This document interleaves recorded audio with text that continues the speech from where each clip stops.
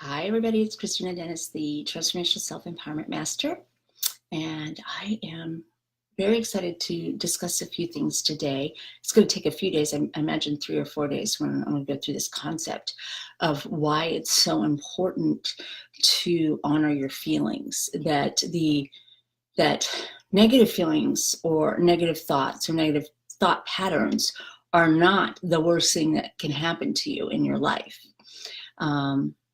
They just aren't. The worst thing that I think that we do, the biggest crime that we do against ourselves, is denying that we have those feelings at all.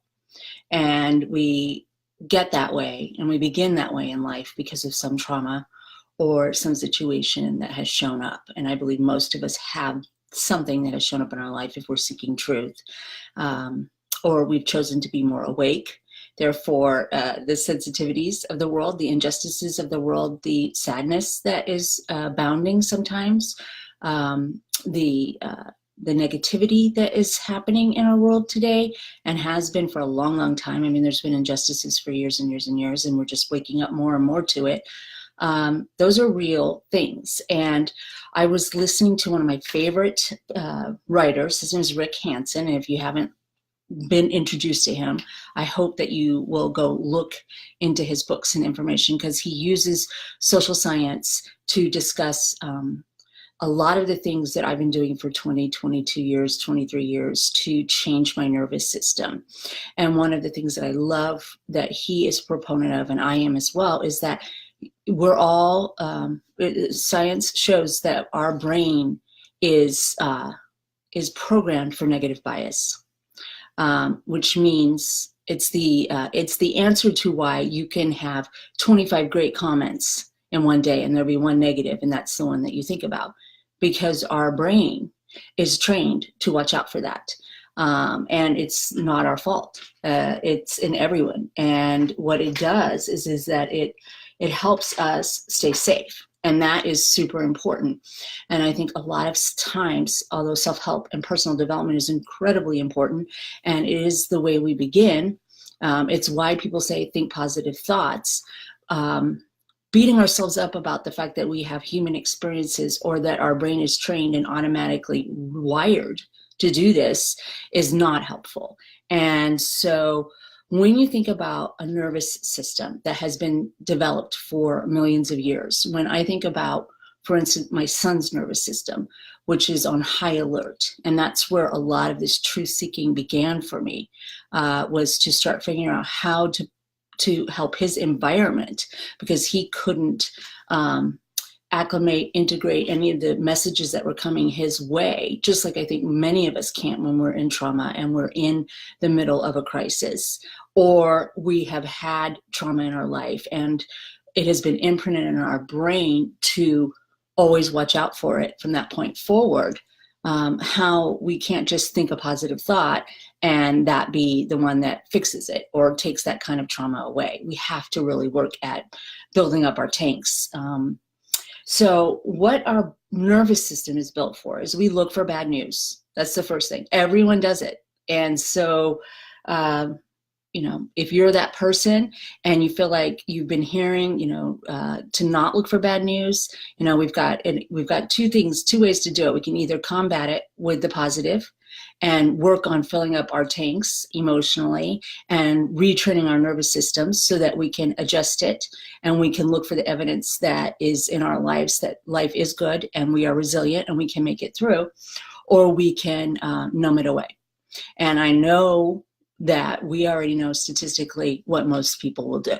So if you're watching this program or you've watched any of my stuff, or you're a truth seeker like myself and you're ready to not numb it and not cause more problems in another area of your life, what does that leave you with as far as tools? If your brain is programmed literally to look for bad news, and this is very rapid, it looks for bad news, it focuses on it, you overthink about it, so you automatically overthink it all, and then you fast track it into your memory, so that the next day you have this nervous system, you have an agitation that just allows more negativity to get into your bones.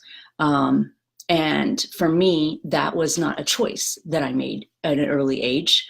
I don't think it's anybody's choice to think about it, but the trauma that I took in made it so I was always vigilant about where was I not safe. That didn't allow me to be very vulnerable. It didn't allow me to make good connections. It was unbearable for several years, which was when I was in my alcoholism. And it wasn't until my son was introduced to my life, and I had sobriety for 7 years, that I started realizing, oh, I need to take an active role in what I'm thinking about, an active role of what kind of emotional state I'm in, that I can make these changes. And I don't have to be hypersensitive any longer, because I'll have that room, that margin that I never had before if I do the work. So that's one of the reasons why I want to talk about not denying your negative thought patterns.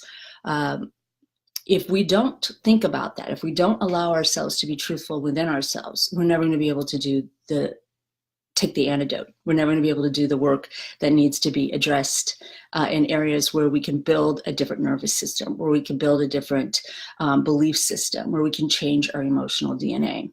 And it's super cool right now to be in the world of neuroscience and to be in the world of brain plasticity.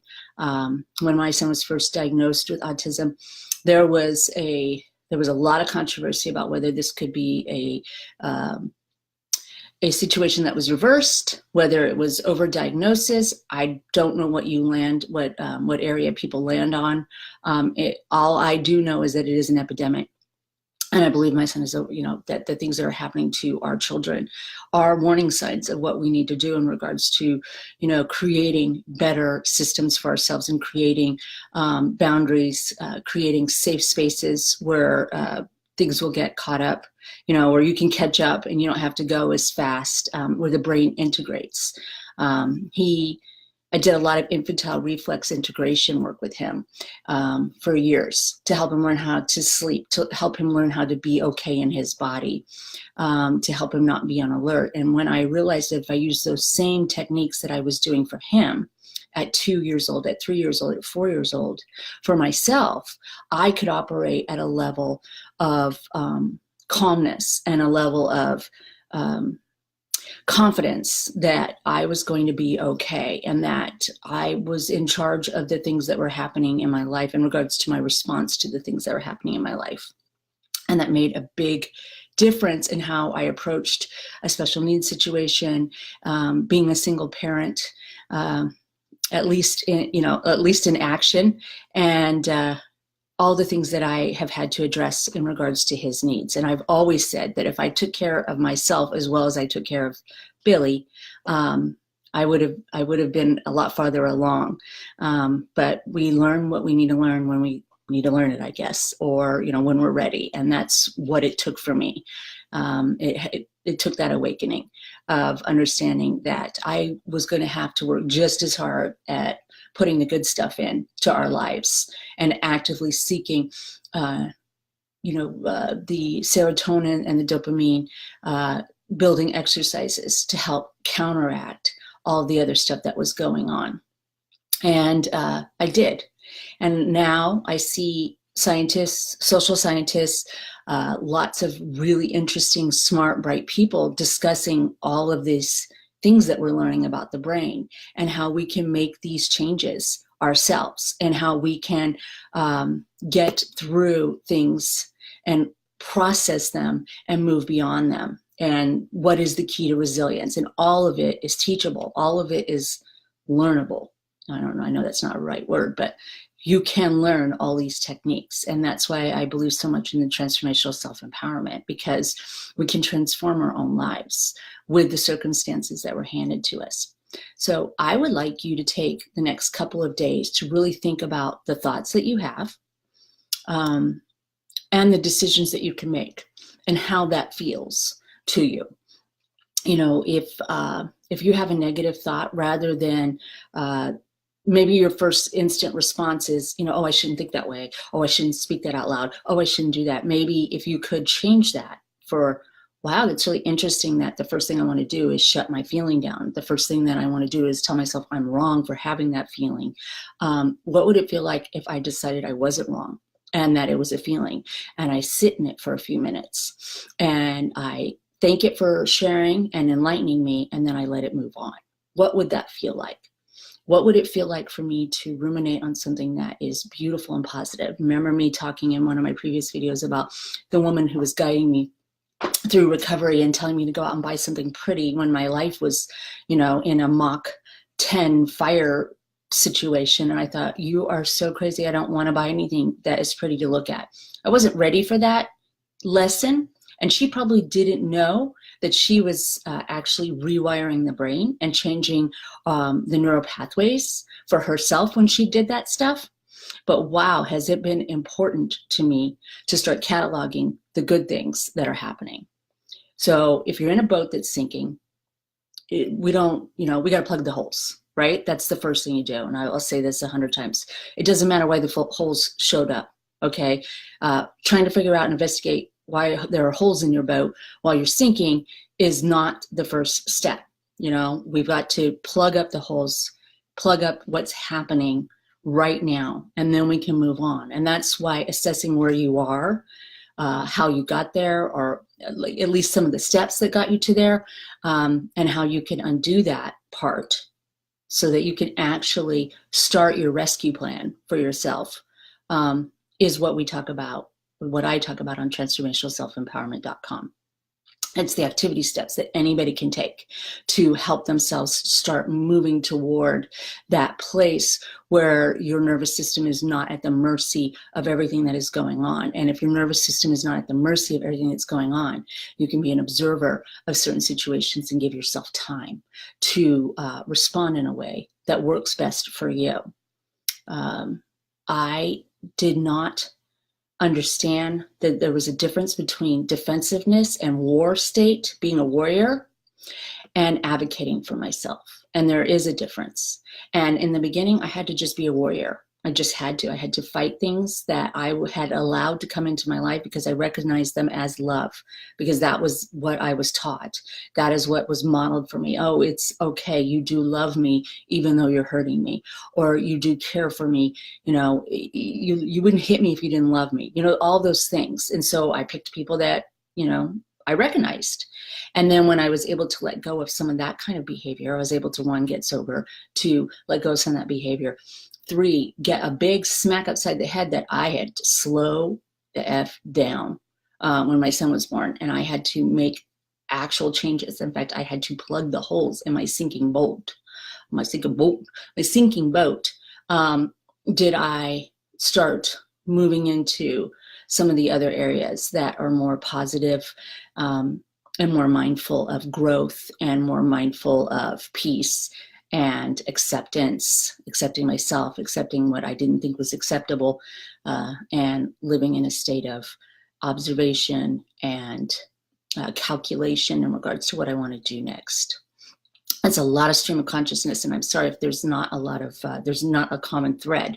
But what I wanted to come in was the most important thing, the 2 things that were confirmed to me by, watching and reading lots of information about the negative bias that we all have, is that your feelings are clues. They're interesting. They are important to note. They're important to feel so that they don't stay there, so they don't show up somewhere else, so that we don't go do an avoidance behavior.